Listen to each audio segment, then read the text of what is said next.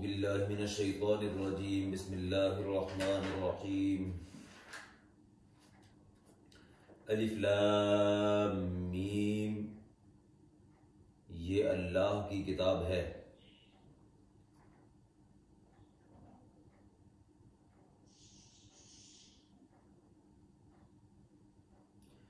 الف لام میم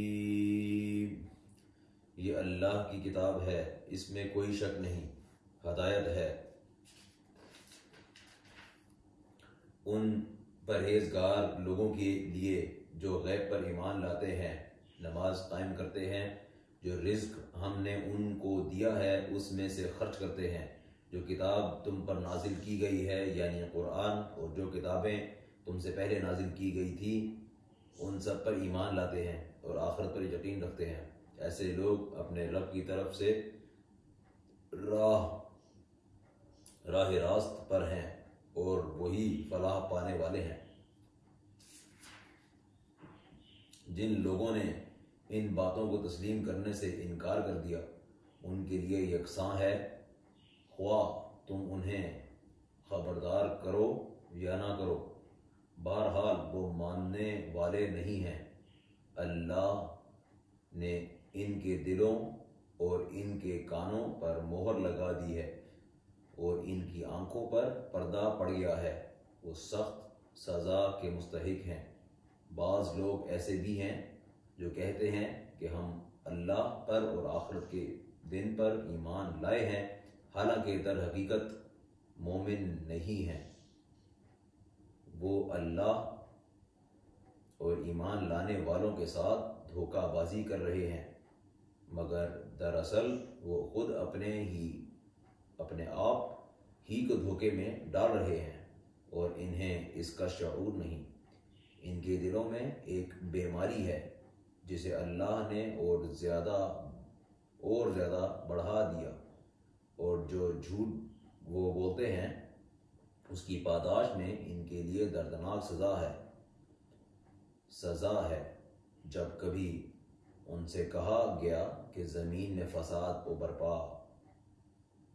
برپا نہ کرو تو انہوں نے یہی کہا کہ ہم تو اصلاح کرنے والے ہیں، خبردار حقیقت میں یہی لوگ مفسد ہیں مگر انہیں شعور نہیں ہے۔ اور جب ان سے کہا گیا کہ جس طرح دوسرے لوگ ایمان لائے ہیں اسی طرح تم بھی ایمان لاؤ تو انہوں نے یہی جواب دیا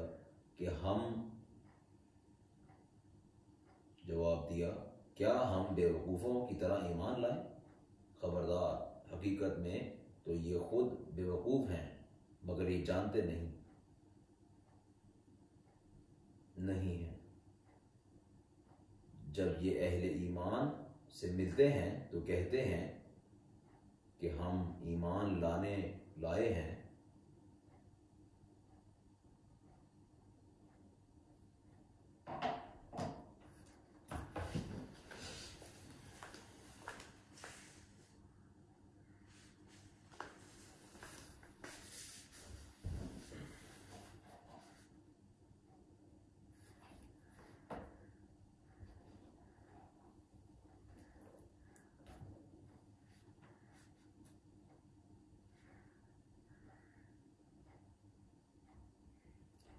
اور جب علیحدگی میں اپنے شیطانوں سے ملتے ہیں تو کہتے ہیں کہ اصل میں تو ہم تمہارے ساتھ ہیں اور ان لوگوں سے محض مذاق کر رہے ہیں، اللہ ان سے مذاق کر رہا ہے، وہ ان کی رسی دراز کیے جاتا ہے اور یہ اپنی سرکشی میں اندھوں کی طرح بھٹکتے چلے جاتے ہیں۔ یہ وہ لوگ ہیں جنہوں نے ہدایت کے بدلے گمراہی خرید لی ہے، مگر یہ سودا ان کے لیے نفع بخش نہیں ہے اور یہ ہرگز صحیح راستے پر نہیں ہے۔ ان کی مثال ایسی ہے جیسے ایک شخص نے آگ روشن کی اور جب اس نے سارے ماحول کو روشن کر دیا تو اللہ نے ان کا نور بصارت سلب کر لیا اور انہیں اس حال میں چھوڑ دیا کہ تاریکیوں میں انہیں کچھ نظر نہیں آتا۔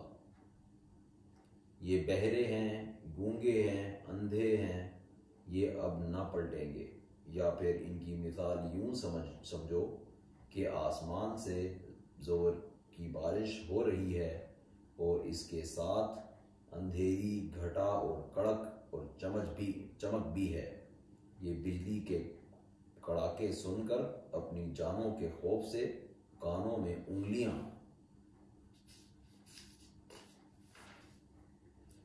ٹھونسے لیتے ہیں، اور اللہ ان منکرین حق کو ہر طرف سے گھیرے میں لیے ہوئے ہے۔ چمک سے ان کی حالت یہ ہو رہی ہے کہ گویا عنقریب بجلی ان کی بصارت اچک لے جائے گی۔ جب ذرا کچھ روشنی انہیں محسوس ہوتی ہے تو اس میں کچھ دور چل لیتے ہیں، اور جب ان پر اندھیرا چھا جاتا ہے تو کھڑے ہو جاتے ہیں۔ اللہ چاہتا تو ان کی سماعت اور بصارت بالکل ہی سلب کر لیتا، یقیناً وہ ہر چیز پر قادر ہے۔ لوگوں، بندگی اختیار کرو اپنے اس رب کی جو تمہارا اور تم سے پہلے جو لوگ ہو گزرے ہیں ان سب کا خالق ہے۔ تمہارے بچنے کی توقع اسی صورت سے ہو سکتی ہے۔ وہی تو ہے جس نے تمہارے لیے زمین کا فرش بچھایا، آسمان کی چھت بنائی، اوپر سے پانی برسایا اور اس کے ذریعے سے ہر طرح کی پیداوار نکال کر تمہارے لیے رزق کے بہم پہنچایا۔ پس جب تم یہ جانتے ہو تو دوسروں کو اللہ کا مد مقابل نہ ٹھہراؤ، اور اگر تمہیں اس امر میں شک ہے کہ یہ کتاب جو ہم نے اپنے بندے پر اتاری ہے یہ ہماری ہے یا نہیں، تو اس کے مانند ایک ہی صورت بنا لو، اپنے سارے ہم نواؤں کو بلا لو، ایک اللہ کو چھوڑ کر باقی جس کی چاہو مدد لے لو۔ اگر تم سچے ہو تو یہ کام کر کے دکھاؤ، لیکن اگر تم نے ایسا نہ کیا اور یقیناً کبھی نہیں کر سکتے تو ڈرو اس آگ سے جس کا ایندھن بنیں گے انسان اور پتھر، جو مہیا کی گئی ہے منکرین حق کے لیے۔ اور اے پیغمبر، جو لوگ اس کتاب پر ایمان لے آئیں اور اس کے مطابق اپنے عمل درست کر لیں، انہیں خوشخبری دے دو کہ ان کے لیے ایسے باغ ہیں جن کے نیچے نہریں بہتی ہوں گی۔ ان باغوں کے پھل صورت میں دنیا کے پھلوں سے ملتے جلتے ہوں گے۔ جب کوئی پھل انہیں کھانے کو دیا جائے گا تو وہ کہیں گے کہ ایسے ہی پھل اس سے پہلے دنیا میں ہم کو دیے جاتے تھے۔ ان کے لیے وہاں پاکیزہ بیویاں ہوں گی اور وہ وہاں ہمیشہ رہیں گے۔ ہاں، اللہ اس سے ہرگز نہیں شرماتا کہ مچھر یا اس سے بھی حقیر تر کسی چیز کی تمثیلیں دے۔ جو لوگ حق بات کو قبول کرنے والے ہیں وہ انہی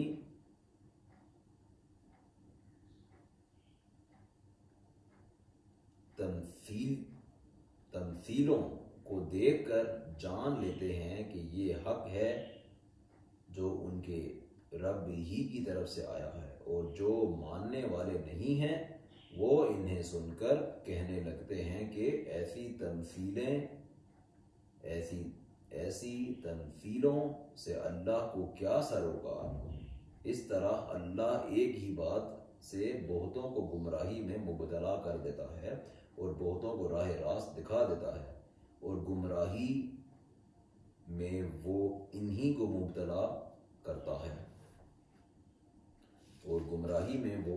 مبتلا کرتا ہے جو فاسق ہیں، اللہ کے عہد کو مضبوط باندھ لینے کے بعد توڑ دیتے ہیں۔ اللہ نے جسے جوڑنے کا حکم دیا ہے اسے کاٹتے ہیں اور زمین میں فساد برپا کرتے ہیں۔ حقیقت میں یہی لوگ نقصان اٹھانے والے ہیں۔ تم اللہ کے ساتھ کفر کا رویہ کیسے اختیار کرتے ہو حالانکہ تم بے جان تھے؟ اس نے تم کو زندگی عطا کی، پھر وہی تمہاری جان سلب کرے گا، پھر وہی تمہیں دوبارہ زندگی عطا کرے گا، پھر اسی کی طرف تمہیں پلٹ کر جانا ہے۔ وہی تو ہے جس نے تمہارے لیے زمین کی ساری چیزیں پیدا کی، پھر اوپر کی طرف توجہ فرمائی اور 7 آسمان استوار کیے، اور وہ ہر چیز کا علم رکھنے والا ہے۔ پھر ذرا اس وقت کا تصور کرو جب تمہارے رب نے فرشتوں سے کہا تھا کہ میں زمین میں ایک خلیفہ بنانے والا ہوں۔ انہوں نے عرض کیا، کیا آپ زمین میں کسی ایسے کو مقرر کرنے والے ہیں جو اس کے انتظام کو بگاڑ دے گا اور خون ریزیاں کرے گا؟ آپ کی حمد و ثنا کے ساتھ تسبیح اور آپ کے لیے تقدیس تو ہم کر ہی رہے ہیں۔ فرمایا، میں جانتا ہوں جو کچھ تم نہیں جانتے۔ اس کے بعد اللہ نے آدم کو ساری چیزوں کے نام سکھائے، پھر انہیں فرشتوں کے سامنے پیش کیا اور فرمایا، اگر تمہارا خیال صحیح ہے کہ کسی خلیفہ کے تقرر سے انتظام بگڑ جائے گا تو ذرا ان چیزوں کے نام بتاؤ۔ انہوں نے عرض کیا،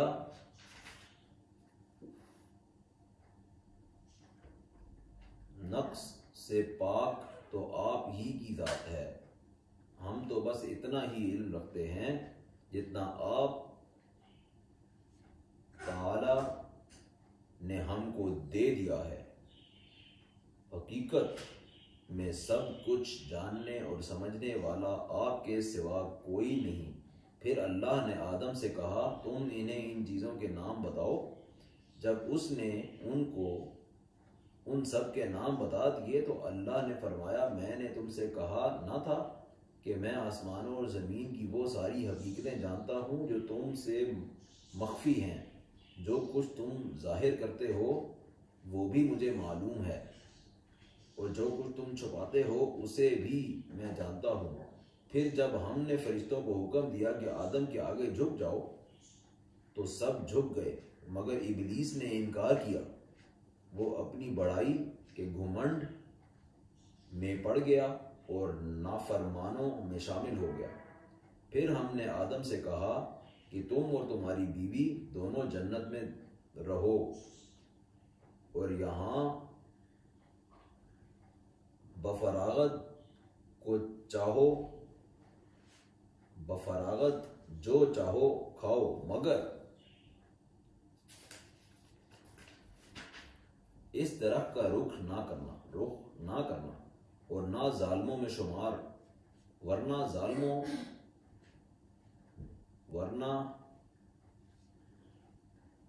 ظالموں میں شمار ہوگے۔ آخرکار شیطان نے ان دونوں کو اس درخت کی ترغیب دے کر ہمارے حکم کی پیروی سے ہٹا دیا اور انہیں اس حالت سے نکلوا کر چھوڑا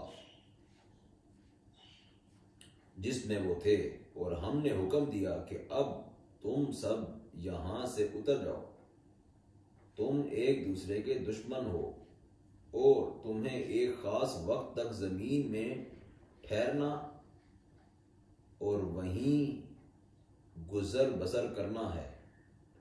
اس وقت آدم نے اپنے رب سے چند کلمات سیکھ کر توبہ کی، جس کو اس کے رب نے قبول کر لیا کیونکہ وہ بڑا معاف کرنے والا اور رحم فرمانے والا ہے۔ ہم نے کہا کہ تم سب یہاں سے اتر جاؤ، پھر جو میری طرف سے کوئی ہدایت تمہارے پاس پہنچے گی تو جو لوگ میری اس ہدایت کی پیروی کریں گے ان کے لیے کسی خوف اور رنج کا موقع نہ ہوگا، اور جو اس کو قبول کرنے سے انکار کریں گے اور ہماری آیات کو جھٹلائیں گے وہ آگ میں جانے والے لوگ ہیں جہاں وہ ہمیشہ رہیں گے۔ اے بنی اسرائیل، ذرا خیال کرو میری اس نعمت کا جو میں نے تم کو عطا کی تھی۔ میرے ساتھ تمہارا جو عہد تھا اسے تم پورا کرو۔ تو میرا جو عہد تمہارے ساتھ تھا اسے میں پورا کروں اور مجھ ہی سے تم ڈرو۔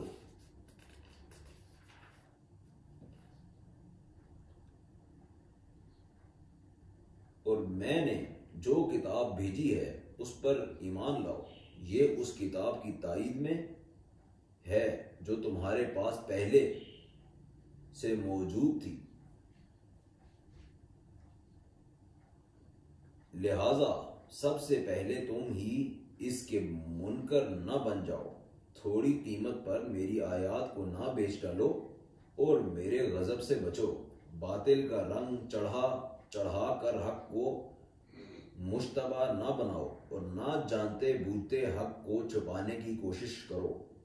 نماز قائم کرو، زکوٰۃ دو، اور جو لوگ میرے آگے جھک رہے ہیں ان کے ساتھ تم بھی جھک جاؤ۔ تم دوسروں کو تو نیکی کا راستہ اختیار کرنے کے لیے کہتے ہو مگر اپنے آپ کو بھول جاتے ہو، حالانکہ تم کتاب کی تلاوت کرتے ہو۔ کیا تم عقل سے بالکل ہی کام نہیں لیتے؟ صبر اور نماز سے مدد لو۔ بے شک نماز ایک سخت مشکل کام ہے مگر ان فرما بردار بندوں کے لیے مشکل نہیں ہے جو سمجھتے ہیں کہ آخر کار انہیں اپنے رب سے ملنا اور اس کی طرف پلٹ کر جانا ہے۔ اے بنی اسرائیل، یاد کرو میری اس نعمت کو جس سے میں نے تمہیں نوازا تھا، اور اس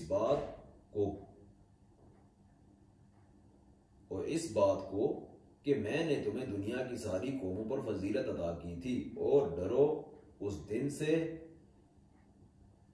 جب کوئی کسی کے ذرا کام نہ آئے گا، نہ کسی کی طرف سے سفارش قبول ہوگی، نہ کسی کو فدیہ لے کر چھوڑا جائے گا، اور نہ مجرموں کو کہیں سے مدد مل سکے گی۔ یاد کرو وہ وقت جب ہم نے تم کو فرعونیوں کی غلامی سے نجات بخشی۔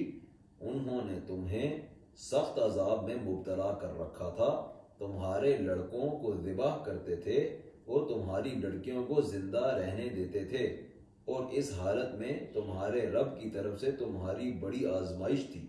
یاد کرو وہ وقت جب ہم نے سمندر پھاڑ کر تمہارے لیے راستہ بنایا، پھر اس میں سے تمہیں بخیریت گزروا دیا، پھر وہیں تمہاری آنکھوں کے سامنے فرعونیوں کو غرقاب کیا۔ یاد کرو جب ہم نے موسیٰ کو 40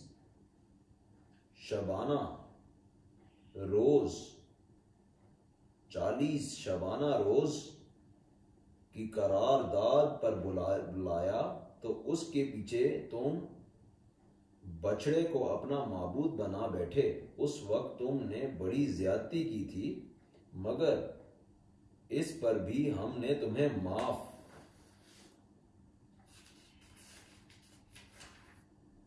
کر دیا کہ شاید اب تم شکر گزار بنو۔ یاد رکھو کہ ٹھیک اس وقت جب تم یہ ظلم کر رہے تھے ہم نے موسیٰ کو کتاب اور فرقان عطا کی تاکہ تم اس کے ذریعے سے سیدھا راستہ پا سکو۔ یاد کرو جب موسیٰ یہ نعمت لیے ہوئے پلٹا تو اس نے اپنی قوم سے کہا کہ لوگو تم نے بچڑے کو معبود بنا کر اپنے اوپر سخت ظلم کیا ہے، لہذا تم لوگ اپنے خالق کے حضور توبہ کرو اور اپنی جانوں کو ہلاک کرو۔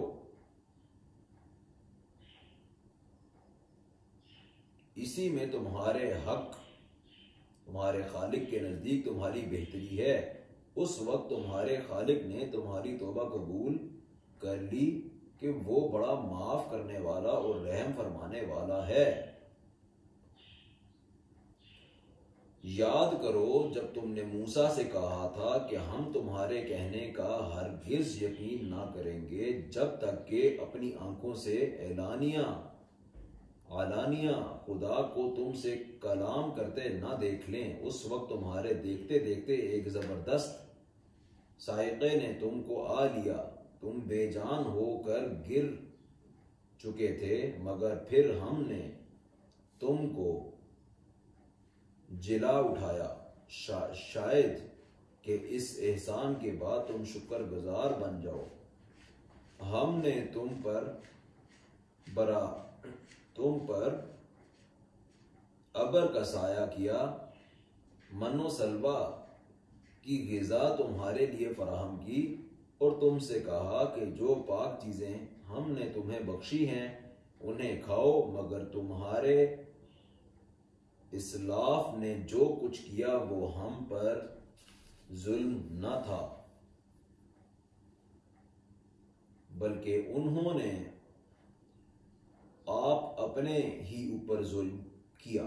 پھر یاد کرو جب ہم نے کہا تھا کہ یہ بستی جو تمہارے سامنے ہے اس میں داخل ہو جاؤ، اس کی پیداوار جس طرح چاہو مزے سے کھاؤ، مگر بستی کے دروازے میں سجدہ ریز ہوتے ہوئے داخل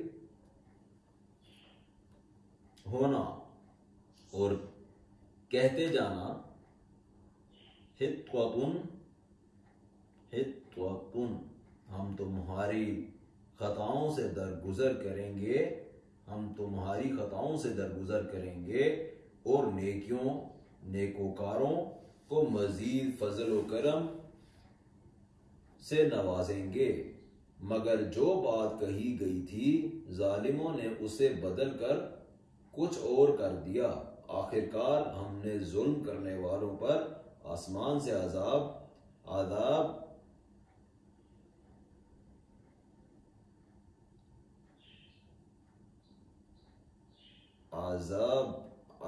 نازل کیا، یہ سزا تھی ان نافرمانیوں کی جو وہ کر رہے تھے۔ یاد کرو جب موسیٰ علیہ السلام نے اپنی قوم کے لیے پانی کی دعا کی تو ہم نے کہا کہ فلاں چٹان پر اپنا عصا مارو، چنانچہ اس سے 12 چشمے پھوٹ نکلے، اور ہر قبیلے نے جان لیا کہ کون سی جگہ اس کے پانی لینے کی ہے۔ اس وقت یہ ہدایت کر دی گئی تھی کہ اللہ کا دیا ہوا رزق کھاؤ پیو اور زمین میں فساد نہ پھیلاتے پھرو۔ یاد کرو جب تم نے کہا تھا کہ اے موسیٰ ہم ایک ہی طرح کے کھانے پر صبر نہیں کر سکتے، اپنے رب سے دعا کرو کہ ہمارے لیے زمین کی پیداوار، ساگ، ترکاری، کھیرا، ککڑی، گیہوں، لہسن،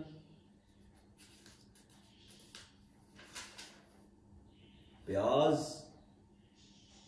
دال وغیرہ پیدا کرے۔ تو موسیٰ نے کہا کیا ایک بہتر چیز کے بجائے تم ادنا درجے کی چیزیں لینا چاہتے ہو؟ اچھا کسی شہری آبادی میں جا رہو، جو کچھ تم مانگتے ہو وہاں مل جائے گا۔ آخرکار نوبت یہاں تک پہنچی کہ ذلت و خواری اور پستی اور بدحالی ان پر مسلط ہو گئی اور وہ اللہ کے غضب میں گھر گئے۔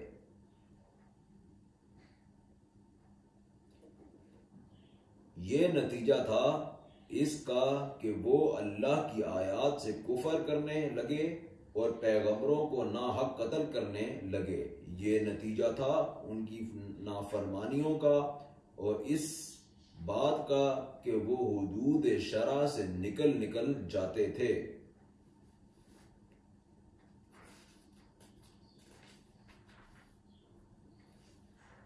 یقین جانو کہ نبی عربی کو ماننے والے ہوں یا یہودی، عیسائی ہوں یا سابی، جو بھی اللہ اور روز آخر پر ایمان لائے گا اور نیک عمل کرے گا، اس کا اجر اس کے رب کے پاس ہے اور اس کے لیے کسی خوف و رنج کا موقع نہیں ہے۔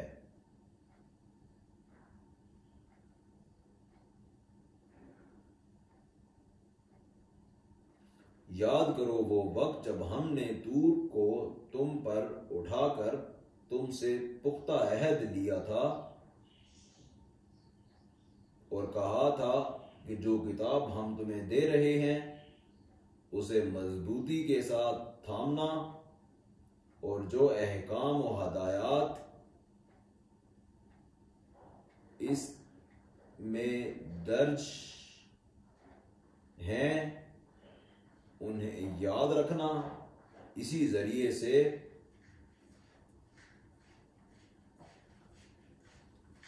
توقع کی جا سکتی ہے کہ تم تقوی کی روش پر چل سکو گے، مگر اس کے بعد تم اپنے عہد سے پھر گئے۔ اس پر بھی اللہ کے فضل اور اس کی رحمت نے تمہارا ساتھ نہ چھوڑا، ورنہ تم کبھی کے تباہ ہو چکے ہوتے۔ پھر تمہیں اپنی قوم کے ان لوگوں کا قصہ تو معلوم ہی ہے جنہوں نے سبت کا قانون توڑا تھا۔ ہم نے انہیں کہہ دیا کہ بندر بن جاؤ اور اس حال میں رہو کہ ہر طرف سے تم پر دھدکار پھٹکار پڑے۔ اس طرح ہم نے ان کے انجام کو اس زمانے کے لوگوں اور بعد کی آنے والی نسلوں کے لیے عبرت اور ڈرنے والوں کے لیے نصیحت بنا کر چھوڑ دیا۔ پھر وہ واقعہ یاد کرو جب موسیٰ نے اپنی قوم سے کہا کہ اللہ تمہیں ایک گائے ذبح کرنے کا حکم دیتا ہے۔ کہنے لگے کیا تم ہم سے مذاق کرتے ہو؟ موسیٰ علیہ السلام نے کہا میں اس سے خدا کی پناہ مانگتا ہوں کہ جاہلوں کی سی باتیں کروں۔ بولے اچھا اپنے رب سے درخواست کرو کہ وہ ہمیں اس گائے کی کچھ تفصیل بتائے۔ موسیٰ علیہ السلام نے کہا کہ اللہ کا ارشاد ہے کہ وہ ایسی گائے ہونی چاہیے جو نہ بوڑھی ہو نہ بچیا بلکہ اوسط عمر کی ہو، لہذا جو حکم دیا جاتا ہے اس کی تعمیل کرو۔ پھر کہنے لگے اپنے رب سے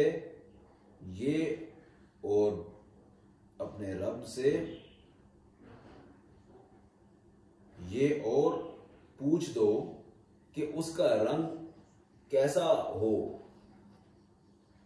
موسیٰ علیہ السلام نے کہا وہ فرماتا ہے زرد رنگ کی گائے ہونی چاہیے جس کا رنگ ایسا شوخ ہو کہ دیکھنے والوں کا جی خوش ہو جائے۔ پھر بولے اپنے رب سے صاف پوچھ کر بتاؤ کیسی گائے مطلوب ہے، ہمیں اس کی تعیین میں اشتباہ ہو گیا ہے۔ اللہ نے چاہا تو ہم اس کا پتہ پا لیں گے۔ موسیٰ نے جواب دیا اللہ کہتا ہے کہ وہ ایسی گائے ہے جس سے خدمت نہیں لی جا سکتی اور نہ زمین جو تپتی ہے نہ پانی کھینچتی ہے، صحیح سالم اور بے داغ ہے۔ اس پر وہ پکار اٹھے کہ ہاں اب تم نے ٹھیک پتہ بتایا ہے۔ پھر انہوں نے اس سے ذبح کیا ورنہ وہ ایسا کرتے معلوم نہ ہوتے تھے۔ اور تمہیں یاد ہے وہ واقعہ جب تم نے ایک شخص کی جان لی تھی، پھر اس کے بارے میں جھگڑنے اور ایک دوسرے پر قتل کا الزام تھوپنے لگے تھے، اور اللہ نے فیصلہ کر لیا تھا کہ جو کچھ تم چھپاتے ہو اسے کھول کر رکھ دے گا۔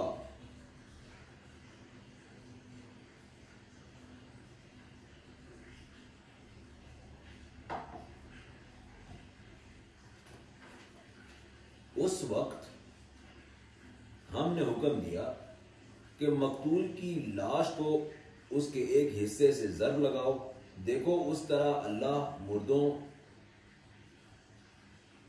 کو زندگی بخشتا ہے اور تمہیں اپنی نشانیاں دکھاتا ہے تاکہ تم سمجھو۔ مگر ایسی نشانیاں دیکھنے کے بعد بھی آخرکار تمہارے دل سخت ہو گئے، پتھروں کی طرح سخت، بلکہ سختی میں کچھ ان سے بھی بڑھے ہوئے، کیونکہ پتھروں میں سے تو کوئی ایسا بھی ہوتا ہے جس میں سے چشمے پھوٹ بہتے ہیں، کوئی پھٹتا ہے اور اس میں سے پانی نکل آتا ہے، اور کوئی خدا کے خوف سے لرز کر گر پڑتا ہے۔ اللہ تمہارے کرتوتوں سے بے خبر نہیں ہے۔ اے مسلمانوں، اب کیا ان لوگوں سے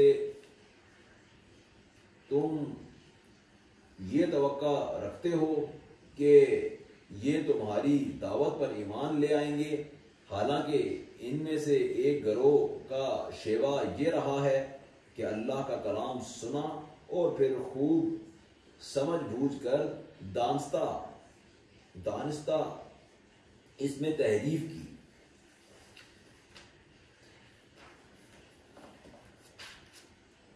محمد صلی اللہ علیہ وسلم رسول اللہ پر ایمان لانے والوں سے ملتے ہیں تو کہتے ہیں کہ ہم بھی انہیں مانتے ہیں، اور جب آپس میں ایک دوسرے سے تخلیے کی بات چیت ہوتی ہے تو کہتے ہیں کہ وہ بیوقوف ہو گئے ہو، ان لوگوں کو وہ باتیں بتاتے ہو جو اللہ نے تم پر کھولی ہیں تاکہ تمہارے رب کے پاس تمہارے مقابلے میں انہیں حجت میں پیش کریں۔ اور کیا یہ جانتے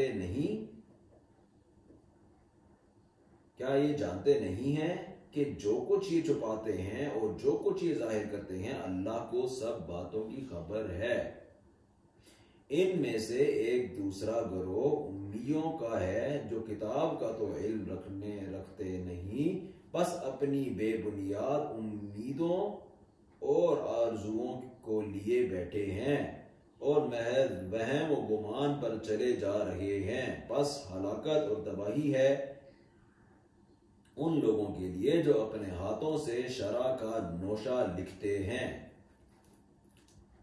پھر لوگوں سے کہتے ہیں کہ یہ اللہ کے پاس سے آیا ہوا ہے تاکہ اس کے معاوضے میں تھوڑا سا فائدہ حاصل کر لیں۔ ان کے ہاتھوں پر کا یہ لکھا بھی ان کے لیے تباہی کا سامان ہے اور ان کی یہ کمائی بھی ان کے لیے موجب ہلاکت۔ وہ کہتے ہیں کہ دوزخ کی آگ ہمیں ہرگز چھونے والی نہیں، الا یہ کہ چند روز کی سزا مل جائے گی تو مل جائے۔ ان سے پوچھو کیا تم نے اللہ سے کوئی عہد لے لیا ہے جس کی خلاف ورزی وہ نہیں کر سکتا؟